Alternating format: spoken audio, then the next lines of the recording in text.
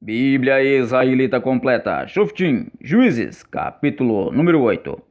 Então os homens de Efraim lhe disseram: Que é isto que nos fizeste, não nos chamando quando foste guerrear contra Midian? E repreenderam-no asperamente. Ele, porém, respondeu a eles: Que fiz eu agora em comparação ao que vocês fizeram? Não são acaso os rabiscos de Efraim melhores do que a vindima de Abiezer? O Eterno entregou na sua mão os príncipes de Midian, Oreb e Zeeb. Que pude eu fazer em comparação ao que vocês fizestes?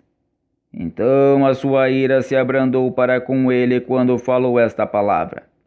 E Gideon veio ao Iordã e o atravessou, ele e os 300 homens que estavam com ele, fatigados, mas ainda perseguindo. Então disse aos homens de Sucote: Dai, peço-vos, uns pães ao povo que me segue, uma vez que está fatigado, e eu vou perseguindo a Zebá e Zalmuna, Melehim, os medianitas. Mas os príncipes de Sucote responderam: Já estão em teu poder as mãos de Zebá e Zalmuna, para que demos pão ao teu exército? Replicou-lhes Gideon: Pois quando Yahweh entregar na minha mão a Zebá e a Zalmuna, trilharei a sua carne com os espinhos do deserto e com os abrolhos. Dali subiu a Penuel e falou da mesma maneira aos homens desse lugar, que lhe responderam como os homens de Sucote lhe haviam respondido. Por isso falou também aos homens de Penuel, dizendo: Quando eu voltar em Shalom, irei derrubar esta torre. Zebá e Zalmuna estavam em Carcor com o seu exército, cerca de 15.000 homens. Os restantes de todo o exército dos filhos do Oriente.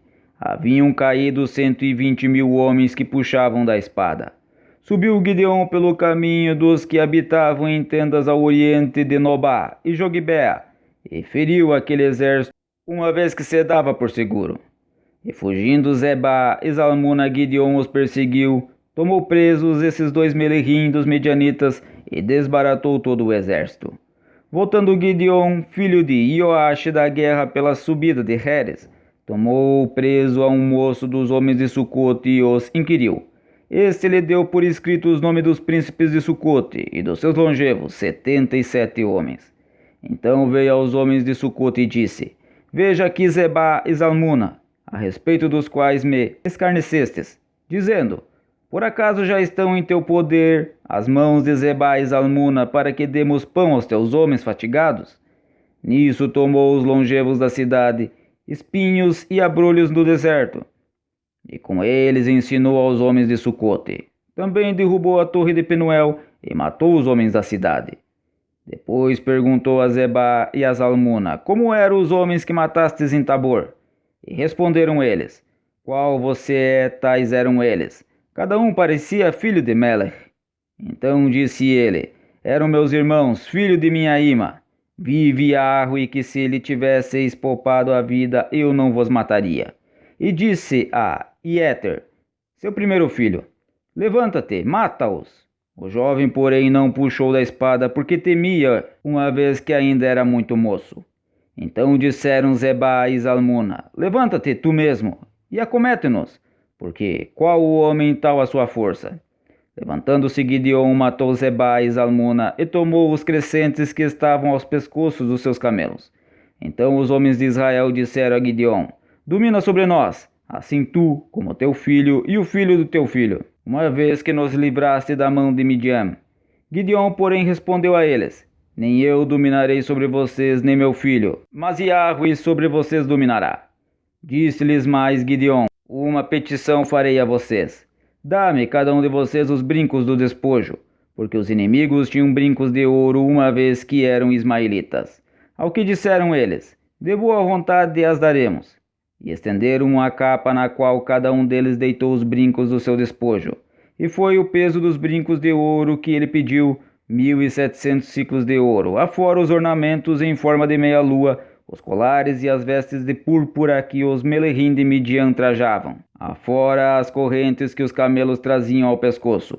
Disso fez Gideon um éfode, e o pôs na sua cidade, em Ofra, e todo Israel se prostituiu ali após ele, e foi um laço para Gideon e para sua casa. Assim foram abatidos os medianitas diante dos Bnei Israel e nunca mais levantaram a cabeça. E a terra teve sossego por 40 anos nos dias de Gideon.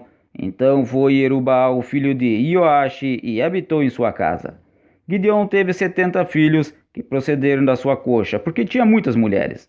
A sua concubina, que estava em Siquém, deu-lhe um filho e pôs-lhe por nome Abimeleque.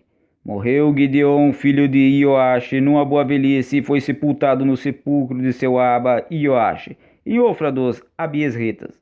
Depois da morte de Gideon, os Bnei Israel tornaram a se prostituir após os Balins, e puseram a Baal Berite por Elohim. Assim os Bnei Israel não se lembraram de Yahweh, seu Criador, que os livrara da mão de todos os seus inimigos ao redor. Nem usaram de beneficência para com a casa de Jerubbaal, a saber de Gideon, segundo todo o bem que ele havia feito a Israel.